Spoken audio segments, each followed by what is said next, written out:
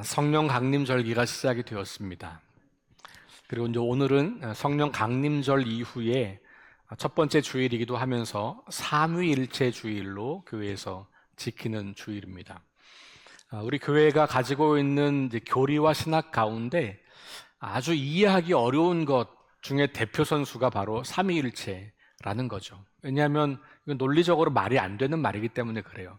일종의 네모난 동그라미, 그런 표현과 같은 거죠. 네모난 동그라미라는 거는 맞지 않잖아요. 삼위일체라는 게 그런 거죠. 셋인데 하나다, 이런 거예요. 그래서 우리가 이런 것을 어느 정도 이해할 수 있게 설명하고 또 많은 사람들이 동의할 수 있게 설명하는 것이 이제 신학자들의 역할이고 신학자들의 작업이죠. 그런데 다 완벽하게 알 수 없다는 것을 전제하고 그 신비를 받아들이는 것도 굉장히 중요합니다. 그렇다고 설명하지 말라는 이야기가 아니고 설명해 보려는 노력을 무시하자는 말이 아니고 아무리 설명을 해도 우리가 설명할 수 없는 한계가 있다는 것을 먼저 기억하는 것이 굉장히 중요해요. 그 자세가 우리가 하나님이 아니고 피조물이다라는 것을 인정하는 거거든요. 만약에 우리가 모든 것을 알 수 있다면 우리는 피조물이 아니고 하나님이 되는 겁니다. 그러니까 우리 신앙생활의 시작은 내가 하나님이 아니고 인간이고 피조물에 불과한 존재여서 알 수 없는 것들이 여전히 존재한다라는 것을 인정하는 것, 여기서 시작하는 것이죠. 그 중에 대표적인 것이 바로 하나님이 누구신가라고 하는 질문에 있어서 혹은 예수님이 누구인가라는 질문에 있어서 그 신비를 밝혀놓은 삼위일체라는 표현이에요. 성경에 나오는 표현이 아닙니다. 성경 아무리 읽어봐도 삼위일체라는 단어는 나오지 않아요. 그런데 성경에 나오는 하나님, 예수님, 성령님 이런 각기 다른 단어들이 등장하는데 가만히 보니까 이 세 분이 세 분 같지 않고 한 분 같은 거죠. 그거를 신학자들이 알아들을 수 있는 언어로 설명을 해보기 시작한 거고 그걸 번역한 말이 삼위일체라는 말이에요. 원래는 페리코레시스라고 하는 헬라어입니다.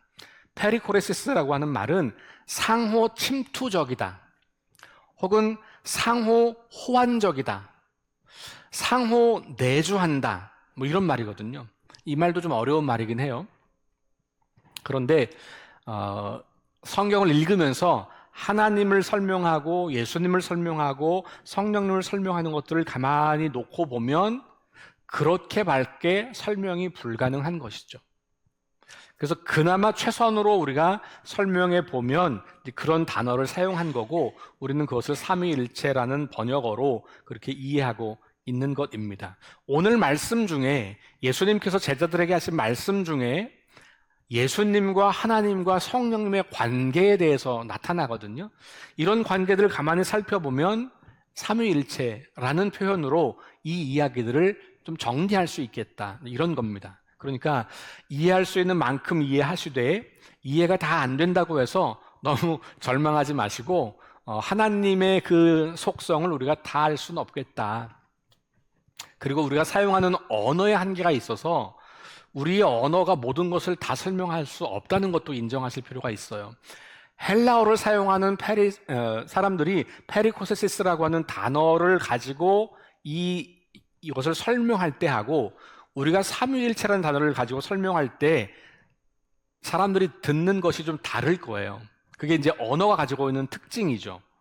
그 안에는 문화와 역사와 철학이 다 담겨 있어요. 그러니까 우리말의 단어와 동일하게 번역될 수 있는 다른 외국어 단어를 똑같이 놓고 한국 사람과 외국 사람들이 볼 때 느낌이 다른 거예요.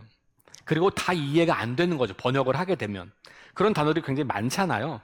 그런 것처럼 언어적인 한계도 우리한테 있는 것이죠. 언어적 한계는 우리에게 있는 것이라기보다는 언어가 가지고 있는 한계, 다시 말하면 그 언어를 만든 사람들이 가지고 있는 한계라고 볼 수 있는 거예요. 그러니 우리가 신앙의 이야기를 할 때에 우리가 할 수 있는 만큼 최선을 다해서 설명하는 것이 필요하고 중요하고 특별히 복음을 전할 때는 그것이 굉장히 중요한 역할을 하지만 그런데 그것이 모든 것을 완벽하게 설명할 수 있다라고 생각하시지는 않으셔도 괜찮다. 오히려 그것이 좀 부족하고 한계가 있다고 하는 것이 자연스러운 것이고 우리 인간이 가지고 있는 유한성에 속한 것이다 라고 생각하셔도 좋을 것 같습니다. 자, 오늘 말씀을 좀 살펴보려고 하는데 오늘 말씀은 사실은 5절부터 시작되는 단락이에요. 그래서 5절부터 다시 한번 살펴보면 이렇습니다. 물론 이제 1절부터 시작되긴 하겠지만 이게 사실은 더 거슬러 올라가면 저기 14장, 4장, 13절, 12장 이때부터 연결되는 이야기일 수 있겠죠. 말씀으로만 따지면 14장부터 이어지는 계속되는 이야기이기도 합니다. 그러니까 예수님이 길게 설교를 하세요. 이게 거의 이제 우리로 말하면 임종 설교 같은 거, 요한복음으로 보면 14장, 15장, 16장이 긴 설교이고 그리고 17장은 제자들을 위한 기도고 그리고 예수님은 이제 십자가에 달려 죽으시는 그런 이야기로 연결돼요. 요한복음은 세 복음서와는 굉장히 다른 방식으로 복음서를 기록했어요.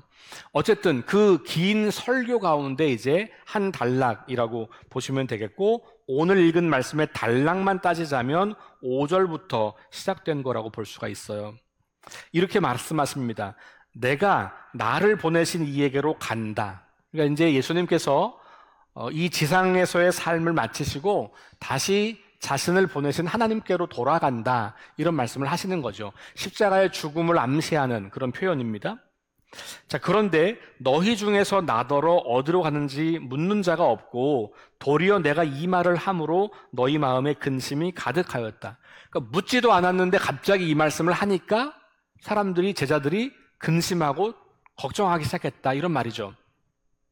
그러면서 7절, 그러나 내가 너희에게 실상을 말하노니 내가 떠나가는 것이 너희에게 유익이라.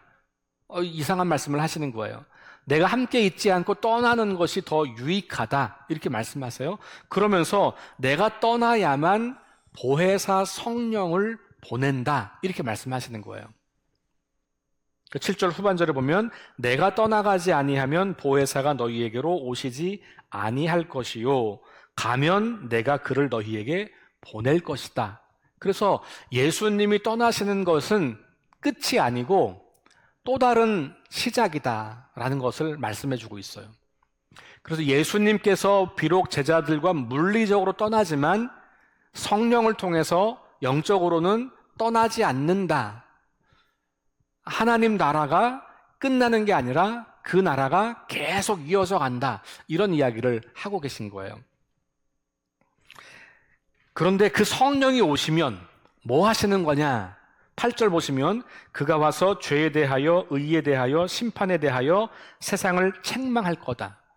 이 세상에게 죄에 대해서 말씀하시고 의에 대해서 말씀하시고 심판에 대해서 말씀하실 거다. 이렇게 이야기하는 거죠. 근데 생각해 보시면 이거는 이미 예수님께서 말씀하신 거예요.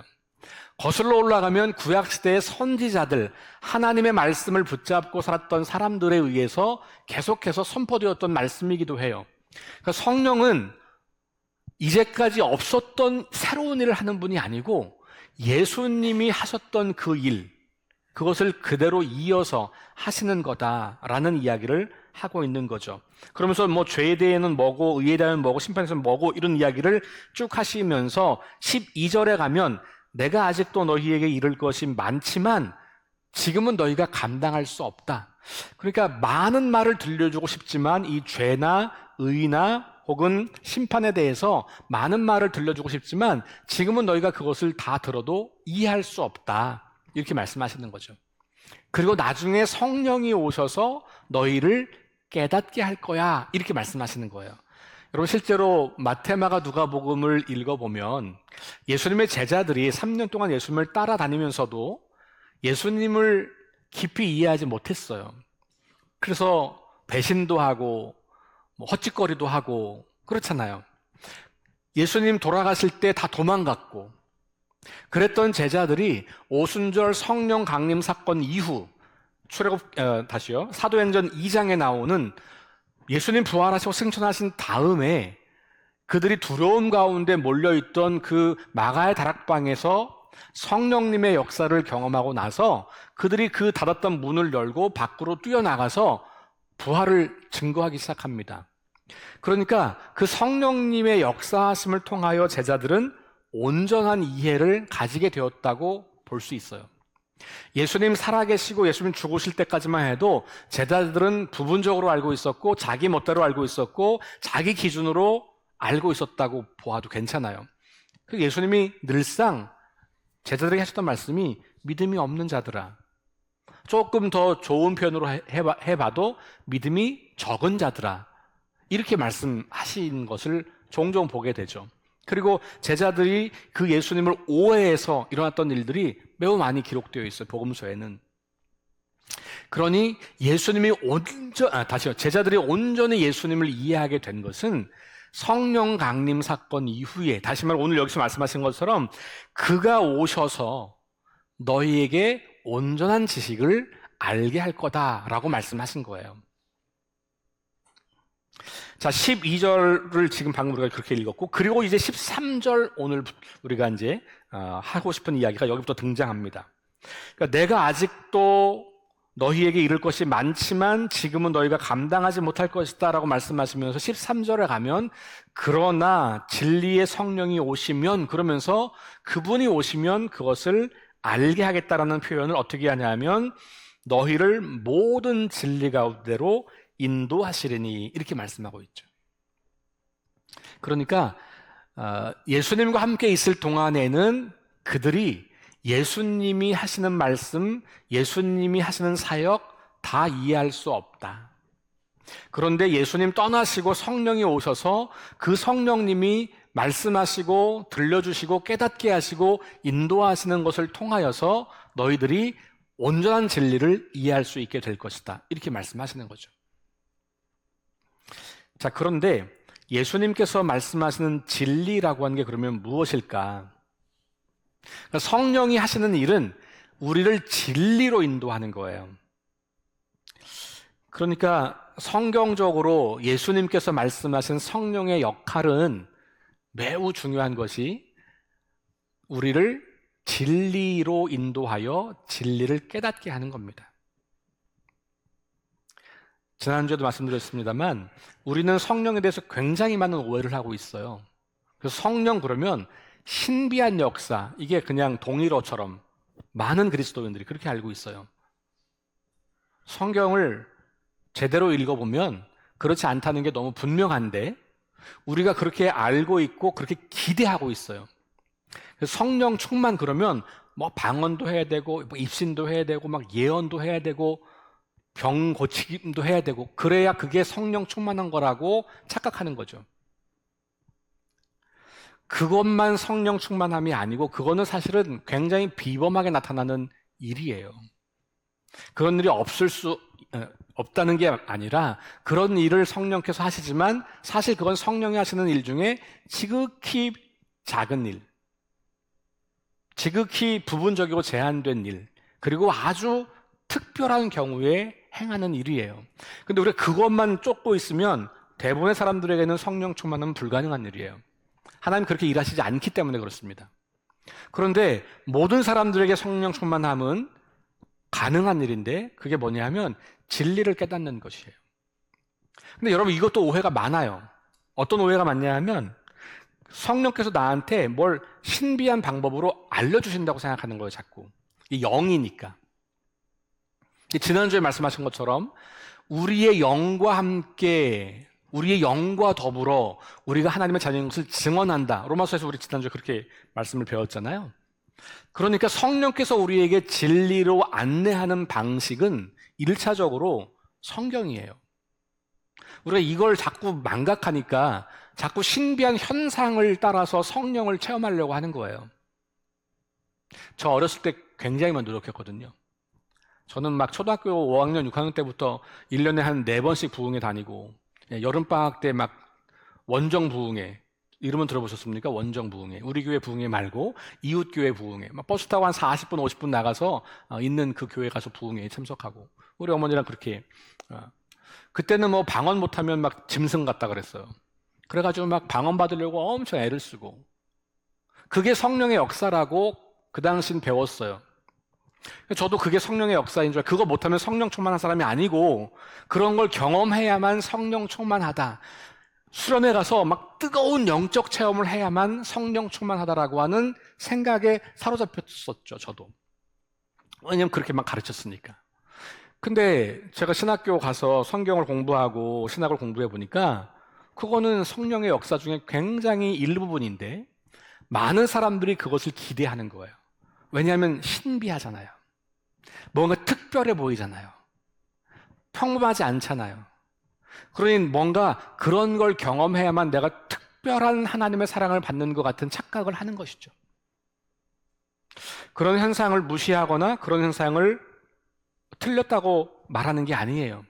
그런 현상은 얼마든지 일어날 수 있습니다. 여러분, 심지어는 그런 현상은 다른 곳에서도 일어나요. 다른 곳에서도 일어납니다. 병 고치는 일 다른 데서도 일어납니다. 여러분, 그런데 하나님께서, 성령께서 우리에게 하시는 일과 다른 곳에서 일하는 영의 차이가 뭐예요? 진리를 안내하는 것이에요. 이게 굉장히 중요한 거예요. 이게 가장 중요한 본질이에요, 성령의. 예수님께서 성령을 보내시겠다고 말씀하시면서 그 성령의 역할에 대해서 말씀하신 이 본문은 그런 의미에서 우리가 성령을 이해할 때 가장 중요한 기본 교과서예요. 우리가 이걸 잘 보지 않는 것이죠. 그리고 저 어디 가끔 나오는 방언하는 거, 뭐 이런 거. 사실 성경에 방언 이야기도 그렇게 많지도 않아요. 뭐 몇 번 나오지도 않아요. 근데 그것을 우리는 성령의 역사라고만 알고 있는 것이죠. 저는 그래서 이번 성령 강림 기간을 지나면서 성령님이 어떤 일을 하시는 분이신지를 성경을 통해서 좀 차근차근 다시 정리를 해보시면 좋을 것 같아요. 오늘 말씀에 진리로 인도한다 이렇게 말씀을 하고 있고, 이 진리가 그럼 뭐냐, 이걸 깨달으려면 또 성경을 또 봐야 돼요. 왜냐하면 우리가 성경은 성경으로 이해를 해야 돼요. 내가 가지고 있는 상식으로 혹은 세상의 어떤 방식으로 성경을 이해하는 게 아니고 성경은 성경으로 이해를 해야 됩니다. 그러면 성경을 많이 읽고 자주 읽어야 하는 거고 생각하면서 읽어야 하는 것이죠. 요즘은 너무 좋아서 검색 기능이 있잖아요. 검색 기능. 그렇죠? 그러니까 여러분들이 성경 앱에 들어가서 검색 기능으로 진리라고 검색하면 진리와 관련된 본문이 쫙 나올 거 아니에요? 그럼 그거 읽으시고 그거 관련된 본문을 앞뒤로 읽으시면 아, 성경이 말하는 진리는 이런 거네를 알 수 있는 거예요. 성경 그렇게 공부하시는 거예요. 내가 생각하는 거 가지고 내가 어디 딴 데서 배웠던 진리라는 단어를 가지고 갖고 오는 게 아니고 성경 자체가 뭘 말하고 있는, 물론 어떤 것들은 그것이 좀 제한되는 경우도 있긴 있습니다. 어쨌든 그러나 기본적으로는 그렇게 우리가 공부를 해나가는 것이죠. 자, 그러면 오늘 말씀에서 이 진리가 나왔는데 이 진리와 관련된 말씀을 찾아보면 대표적인 게 뭐냐면 14장 6절이에요. 요한복음 14장 6절. 한번 찾아가서 한번 읽어보겠습니다. 요한복음 14장 6절. 여기도 마찬가지로 예수님께서 지금 같은 설교 맥락 안에 있는 거예요. 그 6절 말씀에 뭐라고 말씀합니까? 다 함께 시작. 예수께서 이르시되 내가 곧 길이요 진리요 생명이니 나로 말미암지 않고는 아버지께로 도울 자가 없느니라. 아멘. 진리가 뭐라고요? 예수님 자신이에요. 예수님 자신이 진리라고요. 그러니까 성령이 하시는 일은 뭐냐면 우리를 예수님이 어떤 분인지를 더 잘 알고 깨닫고 이해하고 그분을 닮아가도록 돕는다는 거예요. 그게 성령이 하시는 일이고, 뒤집어 말하면 우리가 살아가면서 예수님을 더 깊이 알아가고 예수님을 더 깊이 만나고 예수님의 말씀과 가르침을 더 선명하게 깨달아 살아내고 예수님을 닮아가고 있는 사람이 있다면 신비한 능력 없어도 성령 충만한 사람인 거예요. 이걸 이해하는 게 굉장히 중요해요. 현상에 주목하면 본질을 잃어버려요. 신비한 현상이 굉장히 좋은 일인데 우리한테, 그리고 그런 경험을 한 분들한테는 굉장히 특별한 경험이 있어서 그 경험 때문에 사실은 이 믿음을 지키는 일이 굉장히 유익하죠. 그렇죠? 여러분들도 그런 경험이 있으신 분들 많잖아요. 하나님의 살아계시는 역사를 몸으로 경험했기 때문에 굉장히 좋은 거예요. 그럼에도 불구하고 체험의 연약함, 체험의 한계는 뭐냐 하면 우리가 하나님을 주목하지 않고 체험 자체를 주목하게 된다는 거예요. 너무 강렬하기 때문에. 하나님은 보이지 않는 분이잖아요. 근데 체험은 내가 경험한 거잖아요. 그러니까 하나님이 온데간데 없어지고 체험 자체가 중요해져요. 그렇게 되면 그게 극으로 가면 그게 이제 이단 사이비로 가는 길이에요. 여러분, 우리에게 본질은 진리를 알고 있는 것. 예수 그리스도가 누구신지, 그분은 어떤 일을 하셨는지, 그분이 말씀하신 하나님 나라는 무엇인지를 깨닫는 것, 이것이 우리에게 본질이에요. 그걸 잘 깨닫게 하기 위해서 가끔 하나님께서 강력한 초월적인 역사를 일으켜 주시는 것이긴 하지만 그렇게만 일하시는 분이 아니고 거의 대부분은 우리 마음속에서 우리가 성경을 읽을 때 이 성경을 깨닫게 하시는 거예요. 그러니까 성령의 역사를 깊이 경험하고 싶다면 성경을 읽으셔야 돼요. 그리고 그 성경을 읽으시면서 여러분 안에 있는 성령님이 여러분들에게 증언하시고 깨닫게 하신다는 것을 믿음으로 고백하면서 이 말씀을 읽을 때 성령님 깨닫게 해주세요. 성령님, 제가 오늘 읽은 이 말씀이 나에게 어떤 말씀인지 알게 해주세요. 그래서 마음으로 듣는 거예요. 생각하고 마음으로 듣고 또 성경을 읽어보고 이런 과정들을 반복하는 것이 성령님을 경험하는 굉장히 기본적인 일이고, 이걸 잘하는 사람들이 일상의 삶에서 하나님이 역사하시고 일하시는 것들을 보고 알 수 있는 거예요. 사실 많은 사람들이 내 삶을 이렇게 살아가는 동안에 성령님이 내게서 일하신다는 것을 잘 못 느끼는 분들이 되게 많아요.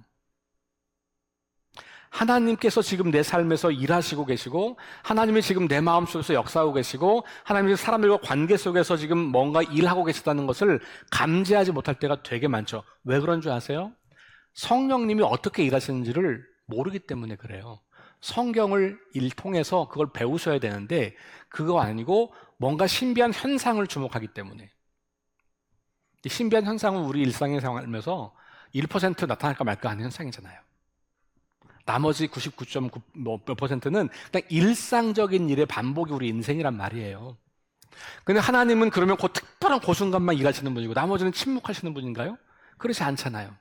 하나님 늘 우리와 함께 계셔서 성령께서 우리에게 말씀하시고 깨닫게 하시고 우리를 이끌어 가시는 분이라고 하는 것을 믿음으로 고백한다면 사실 성경을 묵상하면서 성령님의 역사하심과 말씀하심을 들은 것, 이건 너무 중요하고 기본적인 일이라고 하는 거예요.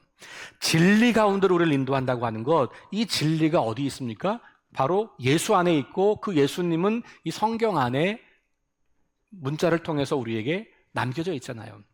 사실 우리는 예수님의 제자들 시대가 아니어서 예수님도 눈에 안 보이는 존재잖아요. 하나님도 안 보여, 예수님도 안 보여, 성령님도 안 보여. 어떻게 우리가 그걸 알겠어요? 만약 신비한 경험을 통해서 안다고 칩시다. 그래서 신비한 경험을 했는데 그 경험이 하나님이 하신 일인지 마귀가 한 일인지 어떻게 알겠어요, 우리가? 그 구별할 수 있는 것은 성경에 그게 하나님의 일인지 아닌지가 나오기 때문에 아는 거잖아요. 그러니까 기본적으로 우리는 성경을 읽는 것을 멈출 수 없는 거예요. 그런데 똑같은 성경을 반복해서 읽는 것에 대해서 우리가 지겨워하거나 혹은 어려워하실 필요가 없고요. 일평생 우리는 성경을 반복해서 읽고 또 읽고 또 읽고 그러면서 하나님을 더 깊이 알아가고 예수님을 더 깊이 이해하게 되고 성령님의 역사를 더 깊이 경험하게 된다고 하는 것을 기억할 필요가 있습니다. 성령 충만한 사람은 예수를 닮아가는 사람이에요. 성령 충만한 사람은 예수님처럼 말하고 예수님처럼 생각하고 예수님처럼 행동하고 예수님처럼 인생을 살아가는 사람이죠. 하나님 나라에 완전히 자신의 삶을 바쳤잖아요. 온 세상을 구원하시려고 하는 하나님의 계획을 자신의 계획으로 삼고 사셨잖아요. 그겁니다. 직업을 바꾸라는 얘기가 아니에요. 우리 모두에게 있는 직업 속에서 내가 어떻게 하면 하나님 나라를 위해서 일을 하는가? 내가 어떻게 하면 예수님이 지금 이곳에 와서 하시는 것처럼 할 수 있을까?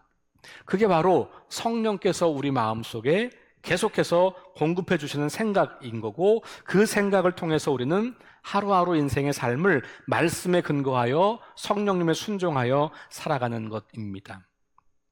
우리가 성경을 읽을 때 그래서 우리는 내가 죄인이구나를 깨닫게 되는 거죠.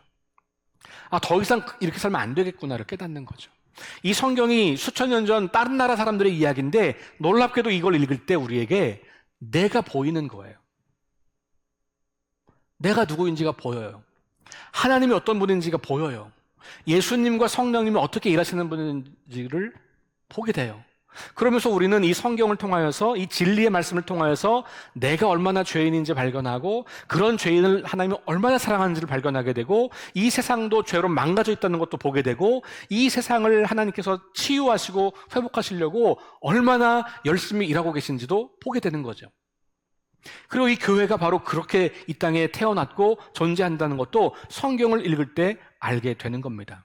그러면서 예수를 믿는 것 외에, 예수를 따르는 것 외에 다른 방식으로 하나님의 이 놀라운 구원의 역사에 동참할 길은 없구나, 이거를 깨닫게 되는 거죠. 그리고 우리는 그 예수님을 향하여 다시 우리의 삶을 모으게 되는 겁니다. 이게 바로 성령이 하시는 일이라는 거예요. 성령은 그렇게 지금도 우리를 예수 그리스도께로 인도하여 그분을 더 깊이 알게 하시고 배우고 닮아가게 하시는 겁니다. 만약 여러분들이 어느 날 갑자기 성경이 읽고 싶은 생각이 들었다면 성령님이 인도하셨다라고 믿으셔도 좋아요. 세상에 수많은 책들, 재미난 책들 얼마나 많은데, 아니 내가 성경이 읽고 싶은 마음이 들겠어요? 그게 나한테서 나오는 생각이 아닌 거죠. 내가 예수님이 더 궁금해지기 시작했다. 내가 예배를 더 사모하는 마음을 갖게 됐다.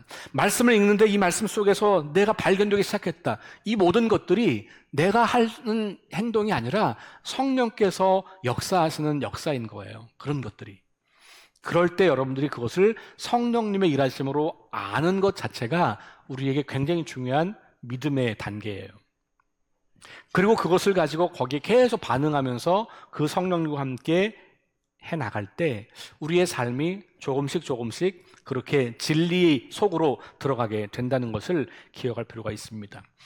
진리를 우리에게만 들려주시는 것이 아니라 동시에 하나님께서는 성령님을 통하여서 온 땅의 사람들에게 이 진리를 드러내 주시기를 원하시죠. 근데 그거를 하나님이 직접 하시는 게 아니고요, 성령께서 직접 하시는 게 아니고요. 왜냐하면 사람들은 성령이 하는 말을 알아들을 수 없는 사람들이거든요. 그걸 누가 하겠습니까? 성령의 인도하심을 받아 진리를 깨닫는 사람들을 통해서 하나님은 그 일을 하시는 거거든요. 복음을 전한다는 것은 그래서 내가 뭔가 하는 게 아니에요. 실은 하나님이 하시는 일에 내가 잠깐 쓰임 받는 거예요. 그러니까 내가 복음을 열심히 전하는 것이 아니라, 그래서 우리가 복음을 열심히 전하려고 할 때 성령이 임하신다 이렇게 보는 것보다는 사실은 성령이 지금도 일하고 계신 자리를 내가 성령님에게 민감하기 때문에 알게 되고 거기에서 성령님 하시는 일에 그냥 조수 역할을 하는 거예요. 복음은 성령님이 전하시는 거죠. 그런데 우리가 침묵하면, 우리가 가만히 있으면 성령님은 다른 사람들을 통해서 일을 하시는 거예요. 근데 우리가 거기에 반응하면 성령님은 우리를 통해서, 우리 교회를 통해서 일하시는 것이죠. 그런데 내가 열심히 일하면 거기 성령이 임하시고 내가 안 하면 성령이 임하시지 않는 게 아닌 거예요. 그건 내가 성령을 조작하는 거죠. 우리가 그렇게 생각을 너무 많이 해요. 하나님과 성령님을 내가 내 마음대로 조작할 수 있다고 생각하는 사람들이 의외로 많습니다. 여러분, 그러나 그게 아니고 성령님이 일하시는 현장을 내가 보는 거, 지금 하나님이 여기에서 이 사람에게서 일하고 계시네, 내가 조금 이 사람이 그걸 이해할 수 있게 도와줘야 되겠네, 요거 깨닫는 겁니다. 그 일상의 대화를 나누다가 여러분들이 진리의 말씀을 전해야 될 때를 깨달을 때가 있어요. 그때가 언제냐면 성령님이 지금 일하고 계신 거를 감지하는 때예요. 그때 여러분들이 믿는 하나님 혹은 여러분들이 만난 예수님을 이야기할 수 있어요. 아니면 질문할 수 있어요. 그래서 성령님은 교회 공동체 안에서만 일하는 게 아니고 그리스도인들 안에서만 일하는 게 아니고 온 땅에서 지금도 일하시는 하나님의 영이시거든요. 그 하나님의 영이 지금 누군가에게 일하고 계신데 그 사람은 깨닫지 못해요. 그런데 그걸 깨달은 우리들이 그 곁에서 하나님이 하시는 것을 도와서 그가 진리의 말씀을 들을 수 있도록 돕는 것, 그게 전도예요. 그러니까 이게 뭡니까? 성령이 하시는 일이 사람들을, 우리를 진리 가운데로 인도하는 거다. 이걸 이해하는 거예요. 이게 가장 중요하고 가장 기본적인 성령님의 일이고 가장 보편적으로 일하시는 성령님의 일하심이에요. 자, 그리고 나서 계속해서 말씀하시기를 장래 일을 너희에게 알릴 거다. 13절 후반절에 보면 그렇게 말하고 있어요. 장래 일을 알린다. 성령에 대한 또 하나의 오해. 성령 받으면 우리가 막 점을 치듯이 미래를 예언한다. 성경에는 그런 거 없습니다. 점 치는 예언은 다른 데서 하는 거예요. 그래서 여러분 바울도 점 치는 사람들 다 쫓아내잖아요. 그러니까 우리가 예언이라는 말을 똑같이 쓰기 때문에 그런 거죠. 성경이 말하는 예언은 점 치는 게 아니에요. 이 예언은 하나님의 말씀을 전하는 것입니다. 그러니까 하나님의 말씀으로 세상을 보니까 이 세상이 망할 것 같아요. 그래서 망할 거야, 그렇게 살면. 너네 그렇게 하면 망해. 그러니까 미래적인 게 없는 건 아니죠. 그렇죠? 미래적인 게 있는 거예요. 그런데 이 성령의 역사를 가지고 미래의 어떤 한 개인에게 구체적인 일들이 이루어진다고 말하는 것은 사실은 기독교적이지 않습니다. 저 어렸을 때 그런 기도 많이 받았거든요. 막 우리 젊은 애들 앉혀놓고, 어린애들 앉혀놓고 막 안수기도 해주시고 막 기도하시고 나면 넌 뭐가 될 거야, 이렇게 말씀하시는 거. 여러분, 그거 성령님과 관계 없어요. 관계 없습니다. 성령님 그런 거 하는 게 아니고요. 여기서 말하는 장래일은 뭐냐? 예수님이 곧 죽으실 거고, 가깝게 보면 좀 더 멀리 가면 그 예수님이 부활하셔서 승천할 거고, 더 멀리 가면 예수님 다시 오셔서 이 땅에 하나님 나라를 완성하실 거다라고 하는 거예요. 하나님 나라와 관련된 일을 말씀하시는 것을 말하는 거지, 개개인의 삶의 구체적인 상세한 어떤 것들을 점치듯이 말해주는 것, 그것이 성경이 말하는 예언, 성령이 말하는 예언이 아니라는 거예요. 그러니까 우리에게 1차적으로 중요한 것은 성령이 하시는 일은 뭐라고요? 하나님과 예수님이 하신 일을 그대로 하는 거예요. 하나님과 예수님이 성경을 읽어보면 어떤 개개인들에게 미래를 맞추고 뭐 이런 거를 예언하는 게 거의 없어요. 혹시 있다고 하더라도 그것은 하나님께서 계획하신 일을 들려주시는 것 뿐이지, 모든 사람들에게 그런 게 없어요, 성경은. 근데 우리는 자꾸만 다른 종교에서 하고 있는 점치는 것들과 성경이 말하는 예언을 동일한 단어라고 오해하고 그렇게 말한 거죠. 이 예언의 한자는 그래서 미리 예자가 아니에요. 예언하다 할 때 그 예자는 미리 예자가 아니에요. 그럼 무슨 예자일까요? 예금하다 예자, 예금하다. 비슷한데 부수가 달라요. 맡기는 겁니다. 그러니까 예언은 뭐냐 하면 하나님이 우리에게 말씀을 맡기셨다는 거고, 나는 맡은 말씀을 전한다는 게 예언이에요. 그러니 여러분, 성령께서 역사하셔서 장래 일을 우리에게 알려주신다라고 할 때 그것은 하나님의 행하실 일을 알려주시는 거예요. 하나님이 행하실 일은 장차 이 땅에 하나님 나라가 완성된다고 하는 것이에요. 그것이 선명하게 믿어질 때 그때 우리는 장래일을 말할 수 있죠. 그러니까 우리는 그렇게 되면 이 땅에 더 이상 미련을 두지 않고 이 땅에 소망을 두지 않고 하나님 나라를 기대하게 되는 거예요. 그것이 바로 장래일을 너희에게 알린다. 하나님 나라의 완성을 우리에게 말씀해주고 있는 것이고 하나님의 구원의 계획을 분명하게 말씀하고 있는 것이죠. 이게 사사로운 일이 아닌 거예요. 굉장히 역사적이고 우주적인 일이에요.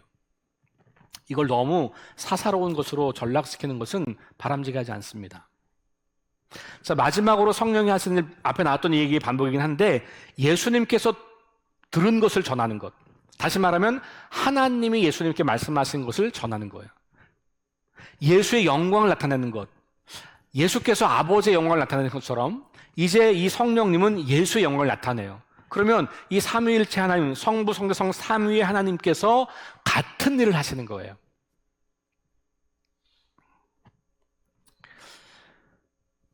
그러니까 예수님과 관계없는 예언, 그건 이상한 겁니다. 하나님 나라와 관계없는 예언, 그것은 이상한 겁니다. 그러니까 여러분, 우리가 예수님의 영, 성령의 역사인지 아닌지는 너무 분명해요. 사실은 혼란될 게 없어요. 자기 생각을 말하는 것은요, 그건 거짓 영이에요. 지금 이 시대에 직통계시 받았다고 주장하는 목회자들 얼마나 많아요. 제가 보기에 99%는 다 자기 이야기예요. 예수님 이야기, 성령, 이 하나님 나라 이야기와 너무 멀어요. 그런 사람들에 의해서 한국교회가 지금 움직여지고 있는 거죠. 왜냐하면 그거 신기한 능력이라서 거기 뭐가 있는 것 같은 우리가 이 착각을 하게 되는 거예요. 성경은 그렇게 말하고 있지 않아요. 예수님께서 이렇게 말씀하셨어요. 요한이 이렇게 말씀했습니다. 요한 1서 4장 1절과 2절에 이렇게 말해요. 사랑하는 자들아, 영을 다 믿지 말라. 중요한 말씀이에요. 여러분, 영을 다 믿지 말라는 거예요. 영적인 현상을 다 하나님이 하시는 거라고 믿지 말라는 거예요. 영적인 현상이 다 성령의 역사라고 믿지 말라는 겁니다. 요한이 그렇게 강조해요. 그러면서 오직 영들이 하나님께 속하였는지 시험하라, 이렇게 말해요. 우리의 영적 체험이, 누군가가 영적인 능력이 있다고 하는 분들이 말하는 그 이야기를 시험하라는 거예요. 그게 하나님께 속한 것인지, 자기에게 속한 것인지, 마귀에게 속한 것인지. 그러면서 뭐라고 말하냐? 많은 거짓 선지자가 세상에 나왔습니다. 하나님의 영은 이것으로 알지니 곧 예수 그리스도께서 육체로 오신 것을 시인하는 영마다 하나님께 속한 것이요. 예수께서 누구신지가 선명하면, 예수께서 특별히 육신의 몸을 입고 이 땅에 오셔서 하나님의 그 놀라운 구원의 역사를 이루시는 분이라고 하는 것을 말하면, 그러면 그게 진짜 영이라는 거죠. 그러니까 예수님과 관계없는 수많은 무수한 이야기들은요, 그게 아무리 신비하고 아무리 능력 있어 보여도 성경적이지 않은 거고, 성경적이지 않다는 말은 오늘 이 말씀대로 말하면 거짓 선지자일 가능성이 매우 높다는 거죠. 이 분별을 우리가 하셔야 돼요. 예수님은 더 심각하게 말씀하셨어요. 제가 제일 두려워하는 말씀, 몇 번 말씀드렸죠? 마태복음 7장 22절 23절 말씀이에요. 그날에 많은 사람이 나더러 이르되 주여 주여 우리가 주의 이름으로 선지자 노릇을 했고 주의 이름으로 귀신을 쫓아냈고 주의 이름으로 많은 권능을 행하지 아니하였습니까?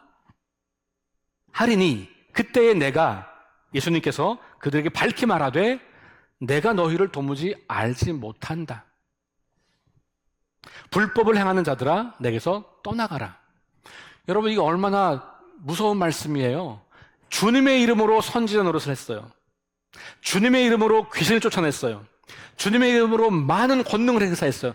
그 사람들은 다 성령의 역사라고 믿는 거예요. 예수님 앞에 갔는데 예수님이 나 너 모르겠다? 너 누구냐? 불법을 행했던 거 더 따놓아가라? 이렇게 말씀하신다는 거예요. 여러분, 이 두려운 말씀 앞에 우리는 서야 돼요. 왜냐하면 진리의 영 혹은 거짓의 영을 분별하는 것이 너무 어려운 시대를 살고 있어요. 우리의 욕망은 늘 거짓된 영에 사로잡히기가 쉬워요. 진리의 영을 따르는 것은 우리한테 손해가 많거든요. 우리가 생각하는 것처럼 우리한테 뭔가 이익이 떨어지는 게 아니에요.